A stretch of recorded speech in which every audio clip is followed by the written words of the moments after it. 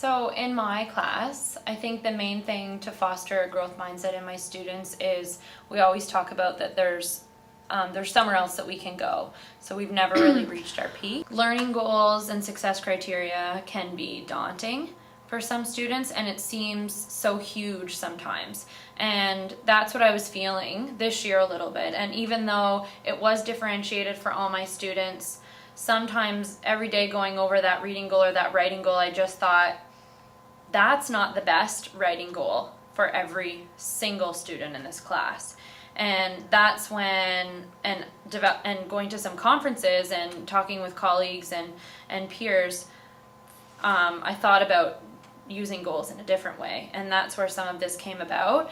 And as I said previously, although we still have class goals, and we always will, and all of the students hear about them and talk about them, maybe when we get to writing, it doesn't make sense for all of them. And so that's where the idea of specific, student-specific, learner-specific goals came about, and that's broken down a lot of barriers for the I can't do this, I give up.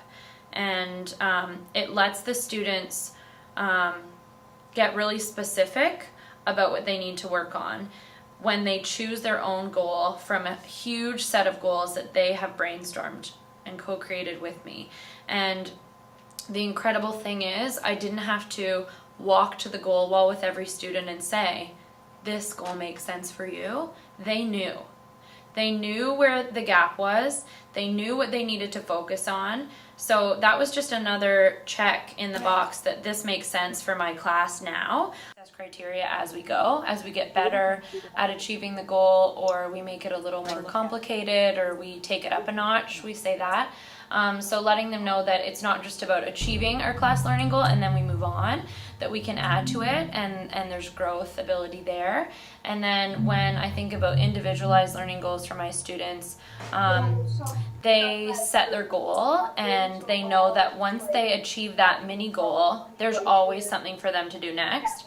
And we've even talked about when they feel like they've achieved everything on that wall for individualized goals, that we're going to brainstorm again as a class about what good writers can do and add that, and then that can be their so that there's never a place that we reach that we can't always go further. And I try to foster that by letting them know that I'm the same way, so that it's that we're learning together. So the thing that I really try and stay away from is the awesome, good job, super, which is hard sometimes because we just want to say that, and I still do it sometimes just naturally. But I think what I try to do for my students is immediate feedback when possible, and letting them know the skill that I see that I think is great. So instead of saying super job, I always try to say, I like how you've used descriptive words in your writing today. I see that you have focused on your goal by using details that support your topic sentence, for example. So I try to give them feedback about the goal that they've chosen and how they've achieved it in that way today, and then give them a little tip of how they can go further. And the good thing about the individualized goal setting is, instead of me giving them a task and saying, focus on this today, focus on this today, I want to see this today, and it starts on a more negative note, they get to choose their own goal, and then they're taking ownership in their learning, so that then usually it's positive for them. The feedback is immediately positive, instead of the first thing they hear is, don't forget to do this today.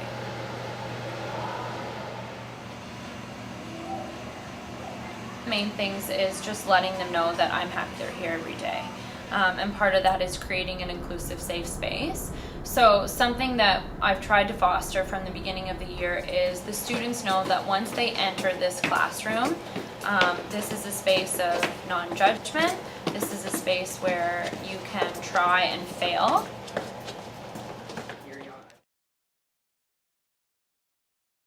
Meeting them at the door, saying good morning to them.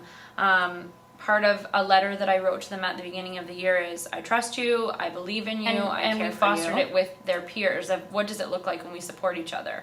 First of all, what they did is worth sharing, not just here in the classroom, but in other places. And I do it as well, sending students to the office to read to administration, or sending them to a neighboring class to read to a sibling or to share their work, so that they get recognition and praise from other people. Why do you set goals? And the other thing that I learned from one of the conferences is someone said the person doing the most work is the person learning the most. So previously I would take all their work every night and I would look through their writer's notebook and their poetry books and everything that they had done, and I would then in turn make notes for myself, and I would carry that forward to my next lessons, and I would provide them with a little bit of feedback which they may read, or if I could get a conference with them. But I was doing all the assessing and never making them maybe do as much assessing as they should of their own work. So something that we've actually just started this week is the idea of them proving it to me. So that's the last step of writing. So even this morning we were doing that. So they're going through all the processes of what we're working on, and when they finish and we've worked through it all, then it's the prove it stage. So they're going to get a highlighter from the highlighter bin, they're taking their work and they're highlighting right over their good copy. This is where I used descriptive words. This is my first detail, my second detail, my third detail. They highlight it, they tell me what it is, it relates to the goal that they have put on the top of their page, and then they give it to me. So then I can have a conversation about it with them still. I can still make notes for myself, but this way they're going back through their work, so they know if they go through there and they can't find anything that relates to the goal that they were trying to achieve that day, maybe they need to go back through and change it a bit. I can use details to make my writing interesting. And to prove it, I highlighted all the details that I put. I have a lot of details. And I wrote arrows to what's the description. A school with a growth mindset is really something that needs to be adopted by all the staff, I think. And when that happens, when they're fostering that idea in their classroom individually to their students and as a class to their students, that there's always somewhere else to go. We can always take another step. You know, we'll never reach the top of that mountain. We can always be better. And we're all projecting that to our students in our teaching.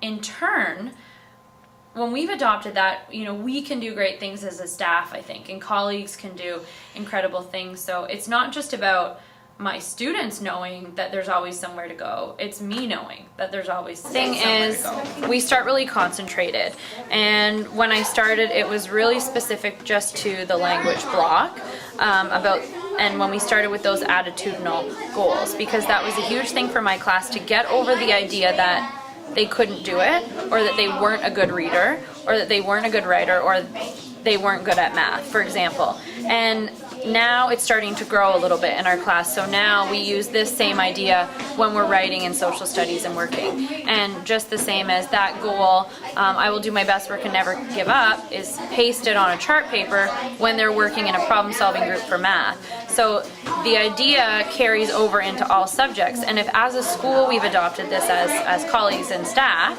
and we're giving this to our students, there's no reason that then when they go to try out for the soccer team that they won't have started to adopt that same attitude. You know, I can't do it, I'm not good at soccer, I need to give up, as opposed to I can do my best at this soccer tryout, I will not give up. So just like my students are providing me feedback, letting me know that this wall is helping them not quit when they're writing every day, when in months past, that's really what I would see is just shutting down, regardless of praise and encouragement and one-on-one support. But now they're not doing that. So if they just start to think that way, that they can be better, they can do better, regardless of the subject, the situation, the sport, the art, I think the sky's the limit. There's no telling that, you know, our students won't just flip that switch to I can always be better and I can do anything as long as I try, and as long as I'm supported and I'm given the skills from my teacher, from my principal, from my coach, from my parent, from my friend. Just transfer.